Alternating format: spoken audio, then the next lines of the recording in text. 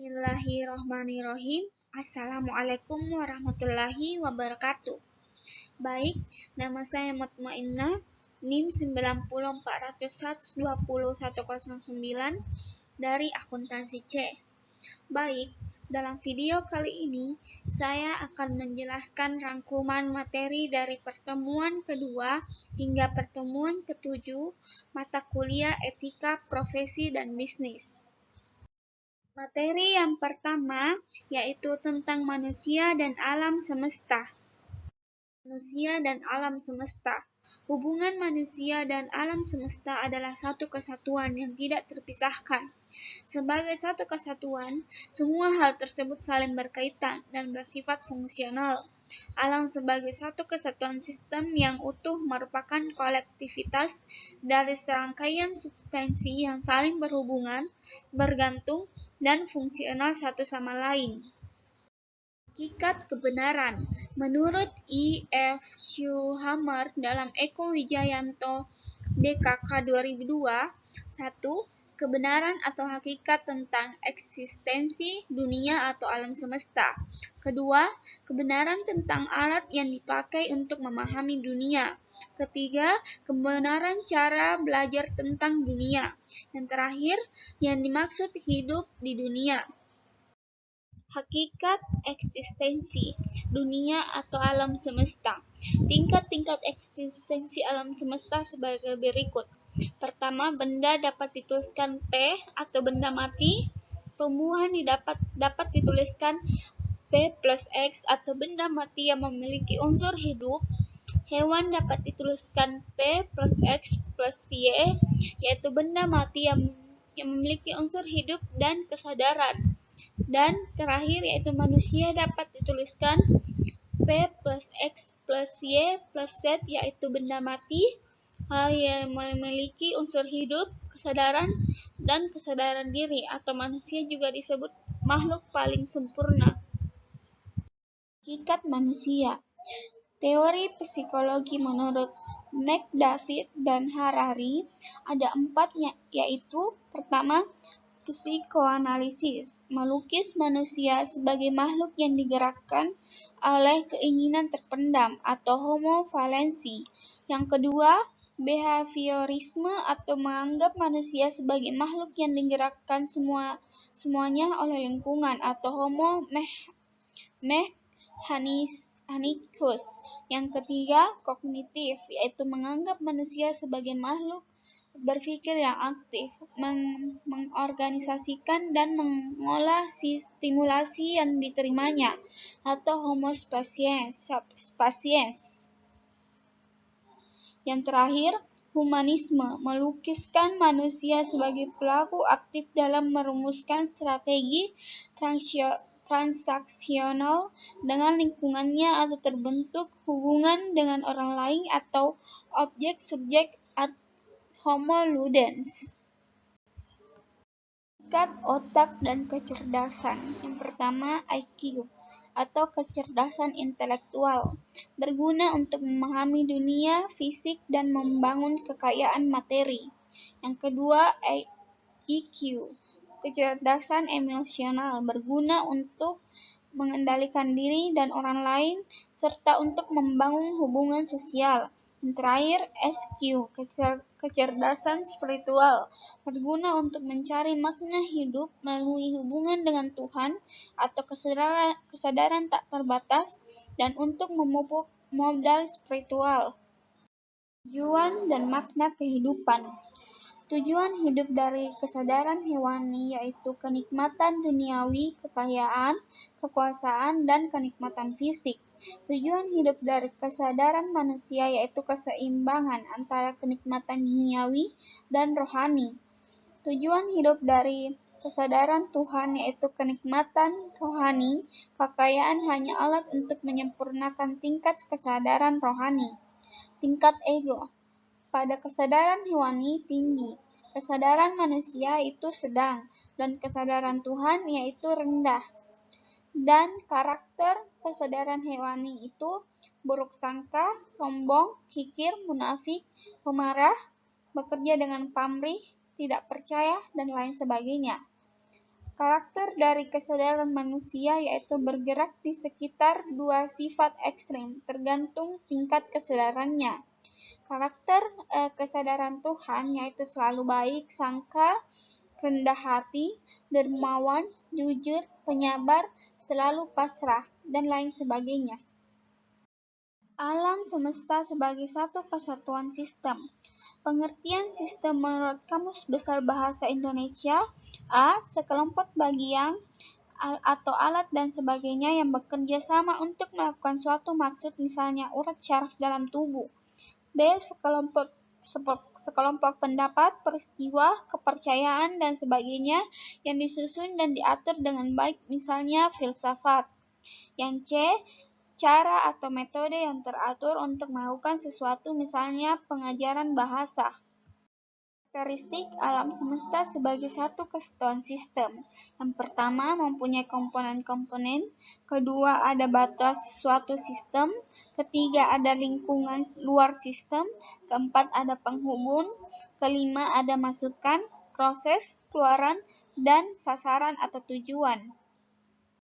Spiritualitas dan etika.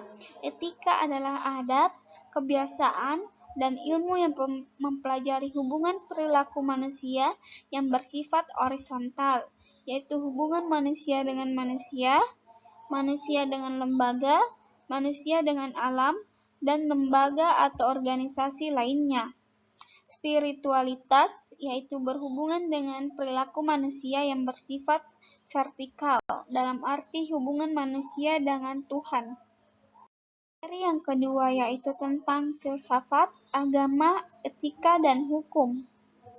Hakikat filsafat. Filsafat berasal dari dua kata Yunani yaitu phileo dan sophia.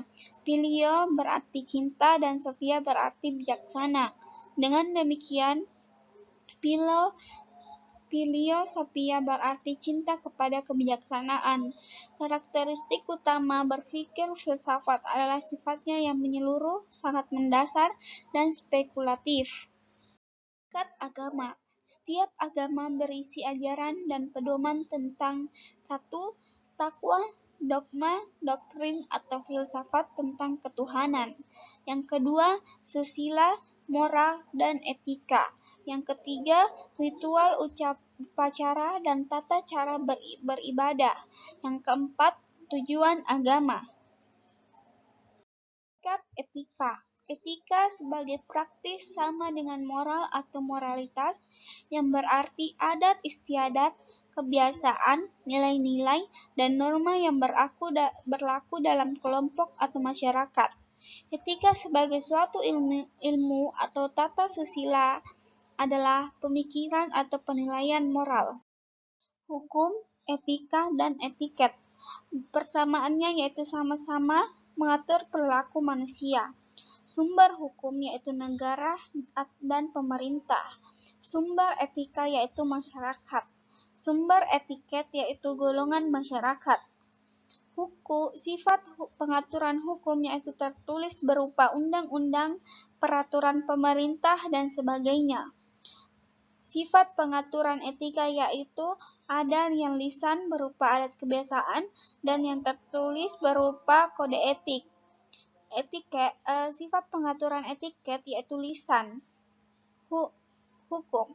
Objek yang diatur yaitu bersifat lahiriah. Objek yang diatur etika yaitu bersifat rohaniah. Objek yang diatur etiket yaitu bersifat lahiriah. Paradigma manusia utuh, karakter dan kepribadian.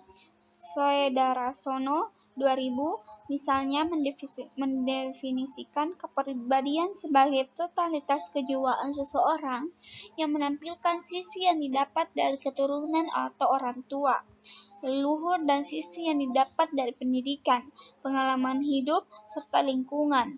Karakter adalah sisi kepribadian yang didapat dari pengalaman, pendidikan, dan lingkungan, sehingga bisa dikatakan bahwa karakter adalah bagian dari kepribadian. Karakter dan paradigma pribadi utuh. Covey telah mengingatkan bahwa untuk membangun manusia berkarakter, diperlukan pengembangan kompetensi secara utuh dan seimbang terhadap 4 kemampuan manusia, yaitu tubuh atau PQ, intelektual atau IQ, hati atau EQ, dan jiwa yaitu SQ. Paradigma manusia utuh, pikiran, meditasi, dan gelombang otak. Olah pikir atau brainware management adalah suatu konsep dan keterampilan untuk mengatur gelombang otak manusia yang paling sesuai dengan aktivitas sehingga mencapai hasil optimal. Model pembangunan manusia utuh. Dua model tentang hakikat keberadaan manusia. Yang pertama, menjelaskan suatu model hakikat manusia yang dilandasi dengan paradigma tidak utuh atau paradigma materialisme, sehingga menimbulkan berbagai permasalahan yang memunculkan ketidakbahagiaan. Yang kedua, model yang dikembangkan untuk kembali pada paradigma tentang manusia secara utuh. Materi ketiga yaitu tentang review film JK. Hal positif dan negatif dari realitas film PK. Positif yang dapat diambil dari film PK. Yang pertama, bersikap baik kepada seseorang yang meminta bantuan kepadanya. Menolong seseorang karena kasihan tetapi yang ditolong itu berbuat kesalahan. Dan 3. Mendengarkan lawan bicara dengan baik, tidak memotong pembicaraan, itu merupakan hal baik dalam beretika sesama manusia. 4. Bertanggung jawab atas kesalahan yang diperbuat. Yang kelima, memberikan pertolongan terhadap sesama manusia yang sedang lupa ingatan atau tidak meninggalkan sendiri. Yang keenam, menggunakan bahasa tubuh untuk berbicara bahasa manusia. Yang ketujuh, Tuhan itu tidak hanya satu dan masing-masing punya aturan yang berbeda setiap agama di dunia, yaitu sama dengan toleransi. Yang selanjutnya, berdoa dengan sepenuh hati, dengan tulus, maka Tuhan akan mendengarkan doa hambanya. Yang terakhir, jika kita membutuhkan pertolongan, mintalah kepada Allah Subhanahu wa Ta'ala, bukan ke manusia yang bisa saja berbuat salah. Hal negatif yaitu yang pertama, melihat seseorang menggunakan sesuatu ada niat jahat untuk mengambilnya, itu sangat tidak mempunyai etika terhadap sesama manusia. Selanjutnya, kita tidak bisa melihat baik buruknya seseorang dari penampilan luar, karena ketika kita berbuat baik, dia orang yang salah akan memanfaatkan kebaikan kita. Yang ketiga, jika ada yang berbuat tidak baik kepada kita, janganlah balas dengan perbuatan jahat juga, biar Tuhan yang membalasnya. Yang keempat, jangan membedakan seseorang dari penampilan agama, suku, dan atau asal mereka. Yang kelima, menilai seseorang dari agama, suku, dan asal itu merupakan hal yang tidak baik sebelum mengenal secara langsung orang tersebut. Yang keenam, menyuap seorang polisi agar ia bisa berbicara dengan orang yang ia cari. Seharusnya polisi tidak menerima uang suap itu, karena itu melanggar aturan sebagai pengabdi negara. Yang terakhir, polisi yang tidak membantunya untuk menyelesaikan masalah karena melihat dari seseorang dari penampilan. Keempat, yaitu tentang teori-teori etika. Dan etika. Etika berasal dari kata Yunani yaitu ethos, berarti adat istiadat.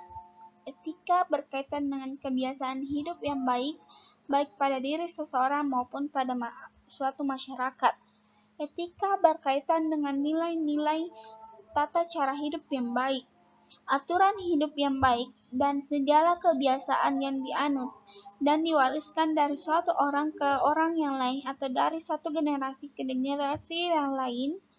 Pengertian etika sama dengan moralitas. Moralitas berasal dari kata Latin mos, berarti adat istiadat atau kebiasaan. Pengertian harfiah dari etika dan moralitas yaitu sama-sama berarti sistem nilai tentang bagaimana manusia harus hidup baik sebagai manusia.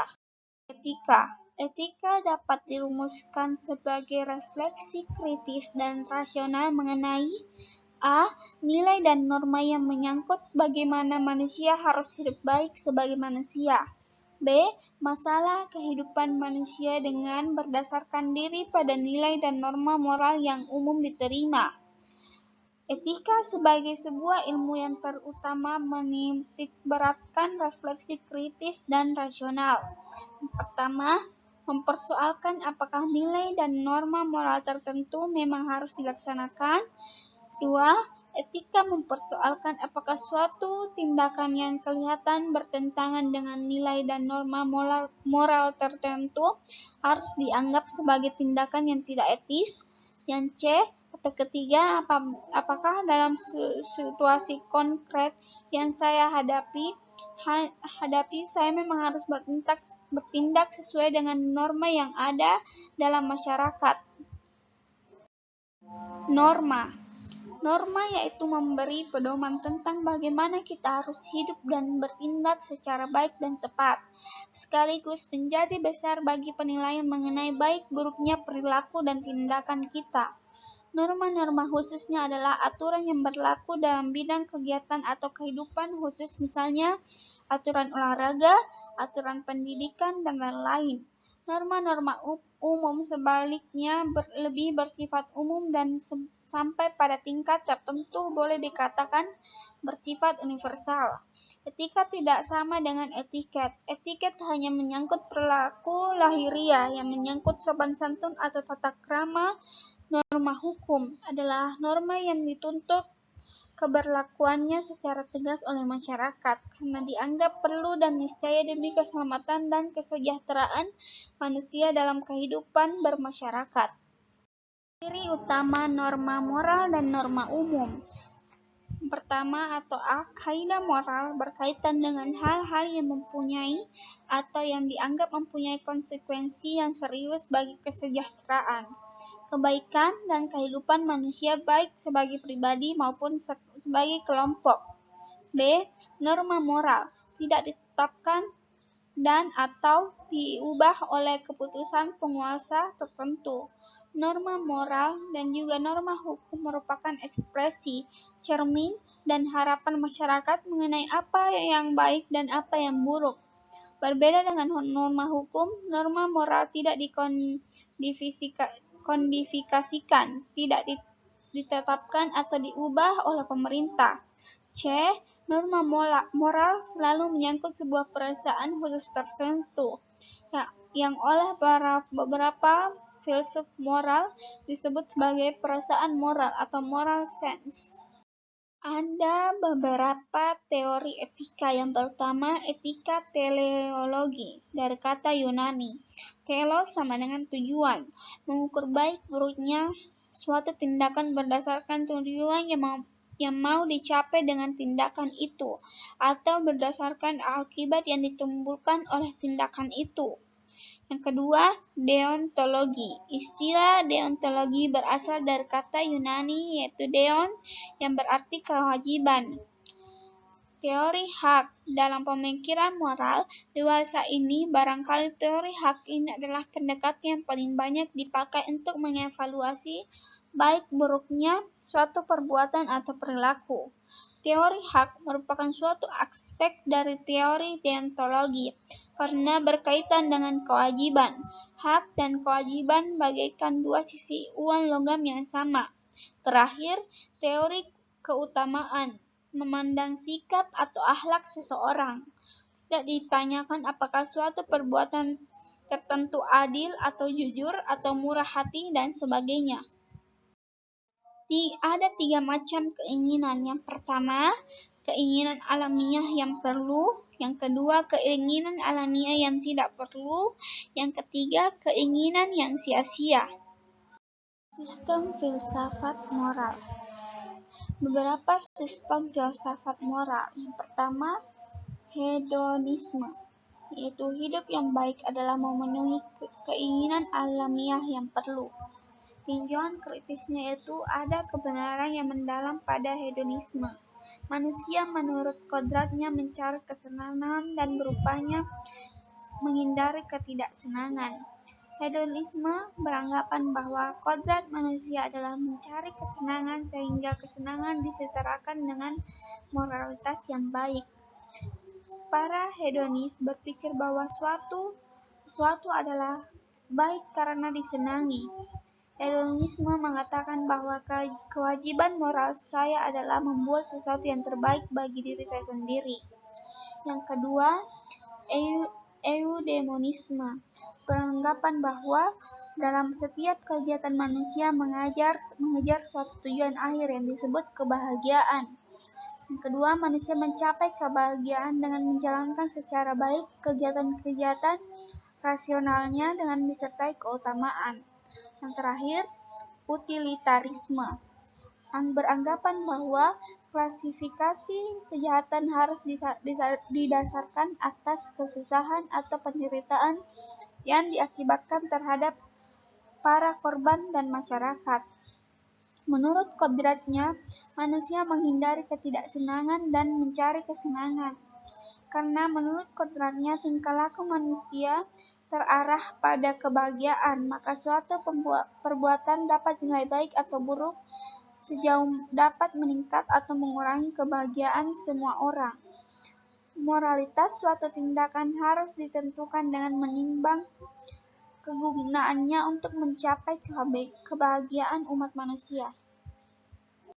Kelima, yaitu tentang hakikat ekonomi dan bisnis.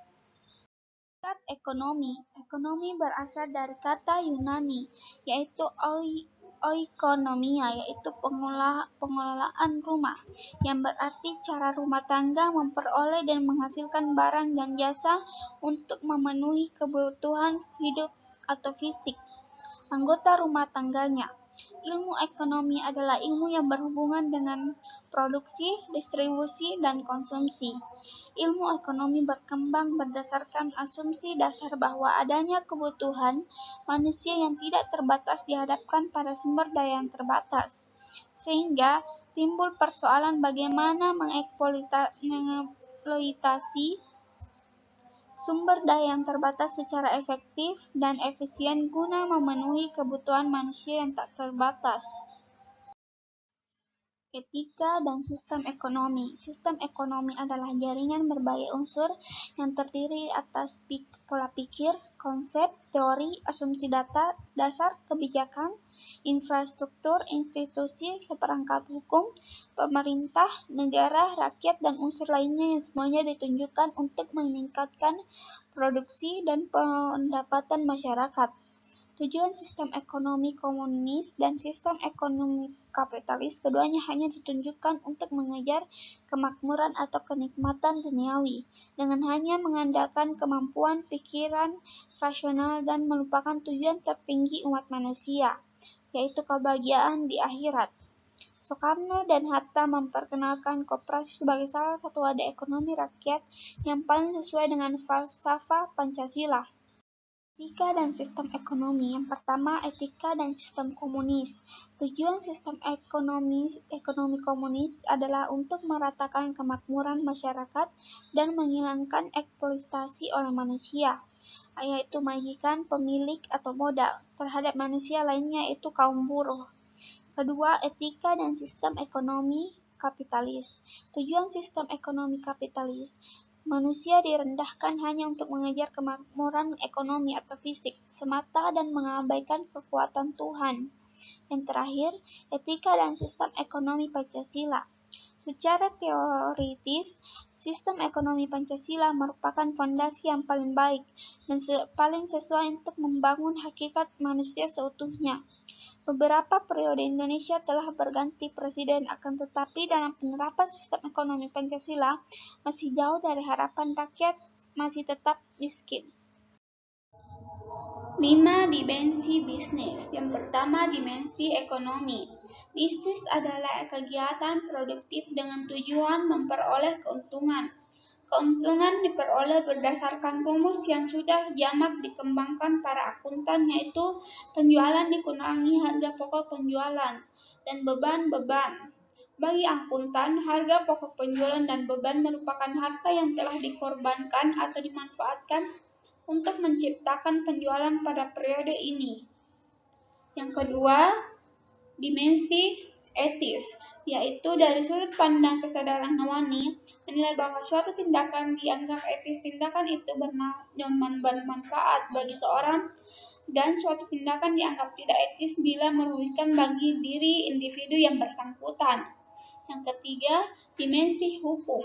Dalam kaitannya dengan tinjauan dari aspek hukum ini, membedakan dua macam pandangan tentang status perusahaan, yaitu legal creator, di mana perusahaan diciptakan secara legal oleh negara sehingga perusahaan adalah sebagai badan hukum dan perusahaan mempunyai hak dan kewajiban hukum sebagaimana layaknya hukum yang dimiliki manusia.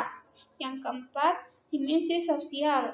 Perusahaan saat ini sudah berkembang menjadi suatu sistem terbuka yang sangat kompleks. Sebagai suatu sistem berarti di dalam organisasi perusahaan terdapat berbagai elemen, unsur, orang, dan jaringan yang saling terhubung, saling berinteraksi, saling bergantung, dan saling berkepentingan. Berbagai sistem terbuka terdapat faktor internal seperti faktor sumber daya manusia dan sumber daya non-manusia. Lalu ada faktor eksternal yang terdiri dari atas elemen manusia dan non-manusia. Yang terakhir, dimensi spiritual. Keberadaan masyarakat dan perusahaan diperlukan untuk melayani kebutuhan masyarakat. Sepanjang masyarakat membutuhkan produk perusahaan, maka perusahaan akan tetap eksis. Kegiatan bisnis dalam pandangan barat tidak pernah dikaitkan dengan agama atau kepercayaan.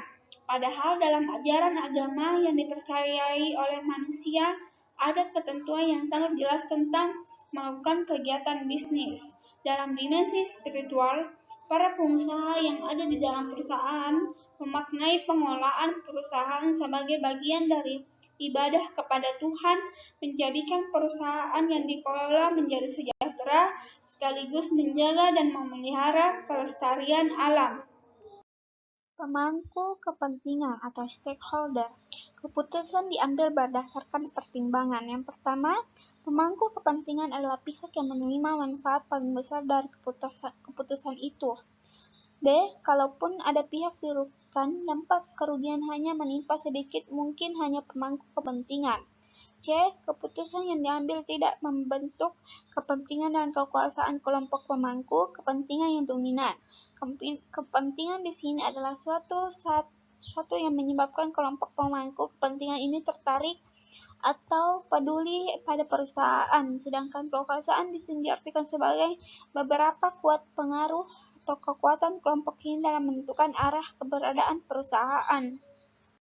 Jawab sosial perusahaan atau Corporate Social Responsibility atau CSR. The World Business Council for Sustainable Development mendefinisikan CSR sebagai komitmen bisnis untuk secara terus-menerus berperilaku etis dan berkontribusi dalam membangun ekonomi serta meningkatkan kualitas hidup karyawan dan keluarganya, masyarakat lokal, serta masyarakat luas pada umumnya. Keberhasilan CSR dan cakupan program CSR yang dijalankan akan ditentukan oleh tingkat kesadaran pelaku bisnis dan pemangku kepentingan terkait lainnya. Pro dan kontra CSR. Pro: A. Kesadaran yang meningkat dan masyarakat semakin kritis terhadap dampak negatif dari tindakan perusahaan yang merusak alam semesta serta merugikan masyarakat sekitar.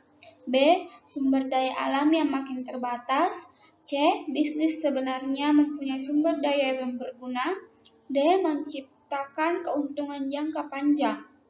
Kontra: perusahaan adalah lembaga ekonomi yang tujuan pokoknya mencari keuntungan, bukan merupakan lembaga sosial.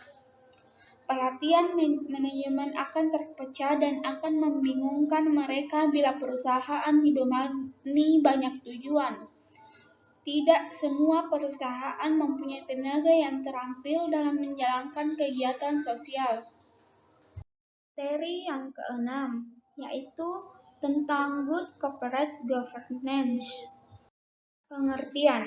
Pengertian dari Good Corporate Governance atau GCG secara definitif merupakan sistem yang mengatur dan mengendalikan perusahaan yang menciptakan nilai tambah untuk semua stakeholder. Ada dua hal yang ditekankan dalam konsep ini. Yang pertama, pentingnya hak memegang saham untuk memperoleh informasi dengan benar dan tepat pada waktunya. Dan kedua, kewajiban perusahaan untuk melakukan pengungkapan secara akurat, tepat waktu, transparan terhadap semua informasi kinerja perusahaan, kepemilikan, dan stakeholder. Aspek penting dari corporate governance. Dari definisi tentang corporate governance di atas, maka dapat diketahui adanya aspek-aspek penting dari corporate governance yang perlu dipahami oleh perusahaan agar dapat bersaing dalam dunia bisnis adalah: yang pertama, adanya keseimbangan hubungan antara organ-organ perusahaan, diantaranya yaitu Rapat Umum Pemegang Saham atau RUPS, komisaris, dan direksi. Yang kedua, adanya pemenuhan tanggung jawab perusahaan sebagai entitas bisnis dalam masyarakat kepada seluruh stakeholder. 3. Adanya hak-hak pemegang saham untuk mendapat informasi yang tepat dan benar pada waktu yang diperlukan mengenai perusahaan. Keempat, adanya perlakuan yang sama terhadap para pemegang saham, terutama pemegang saham minoritas dan pemegang saham asing, melalui keterbukaan informasi yang material dan relevan. Good Corporate Governance dalam Islam. Konsep tentang Good Corporate Governance secara universal sangat erat kaitannya dengan ajaran agama-agama yang ada. Prinsip Good Corporate Governance ternyata selaras dengan ajaran agama Islam. Meskipun Islam selalu memperkenalkan etika yang baik, moral yang kuat, integritas, serta kejujuran, tidaklah mudah untuk menggabungkan nilai-nilai etika seperti itu menjadi Good Corporate Governance yang Islami. Akibatnya, prakteknya sebagian besar dari perusahaan Islam menggunakan standar tata kelola perusahaan konvensional yang mungkin tidak konsisten dengan nilai-nilai Islam.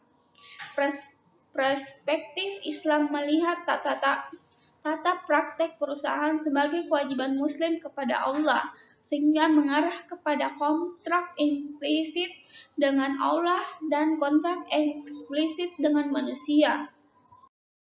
Prinsip Good Corporate Governance.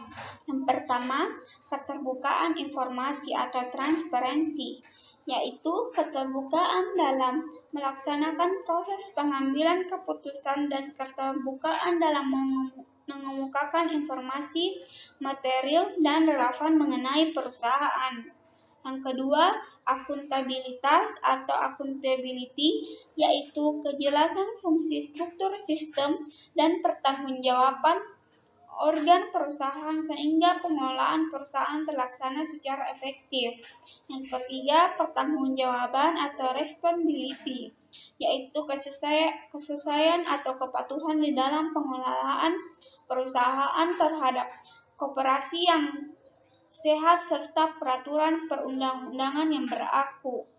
Yang keempat, kemandirian atau independensi, yaitu suatu keadaan di mana perusahaan dikelola secara profesional tanpa benturan kepentingan dan pengaruh atau tekanan dari pihak manajemen yang tidak sesuai dengan peraturan dan perundang-undangan yang berlaku dan prinsip-prinsip koperasi yang sehat. Yang terakhir, yang kelima, kesetaraan dan kewajaran atau fairness, yaitu perlakuan yang adil dan setara di dalam memenuhi hak-hak stakeholder yang timbul berdasarkan perjanjian serta peraturan perundangan yang berlaku. Tujuan dan manfaat Good Corporate Governance. Dalam keputusan BUMN nomor Cap 177-MNBU-2000 diutarakan bahwa penerapan Good Corporate Governance pada BUMN bertujuan untuk 1. Memaksimalkan nilai BUMN dengan cara meningkatkan prinsip keterbukaan, akuntabilitas, dapat dipercaya, bertanggung jawab, dan adil. Yang kedua, mendorong pengelolaan BUMN secara profesional, transparan, dan efisien, serta memberdayakan fungsi dan meningkatkan kemandirian organ.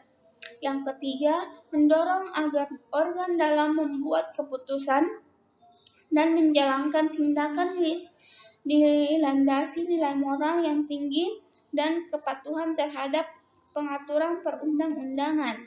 4. Meningkatkan kontribusi BUMN dalam perekonomian nasional. 5. Meningkatkan investasi nasional. 6. Mensukseskan program privatisasi. Etika bisnis dan penerapan Good Corporate Governance.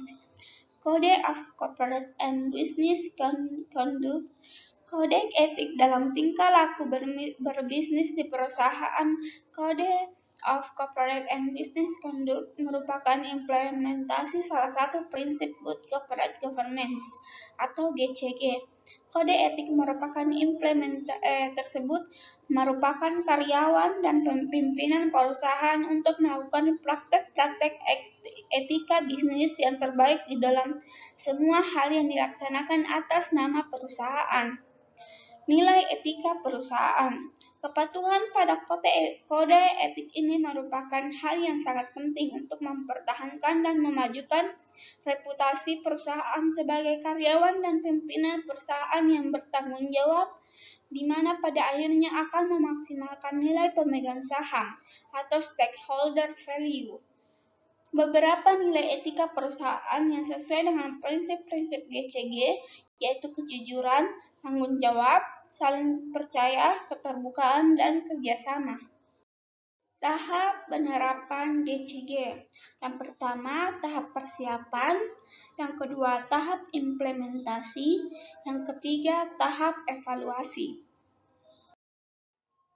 Penerapan GCG di Indonesia. Krisis ekonomi yang menghantam Asia telah berlalu lebih dari 8 tahun. Krisis ini ternyata berdampak luas, terutama dalam pemberontakan rezim-rezim politik yang berkuasa di Korea Selatan, Thailand, dan Indonesia. Ketiga negara yang diawali tahun 1990-an dipandang sebagai The Asian Tiger harus mengakui bahwa fondasi ekonomi mereka rapuh. Pada akhirnya, merambah pada krisis politik.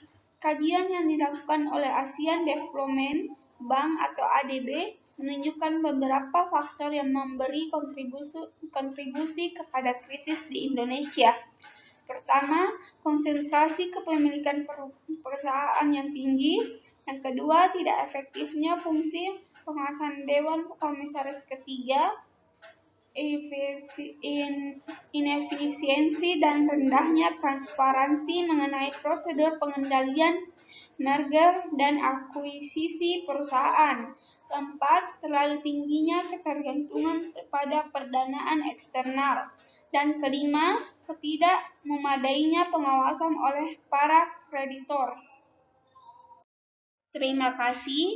Inilah video rangkuman materi dari pertemuan kedua hingga pertemuan ketujuh mata kuliah Etika Profesi dan Bisnis. Lebih dan kurangnya mohon dimaafkan.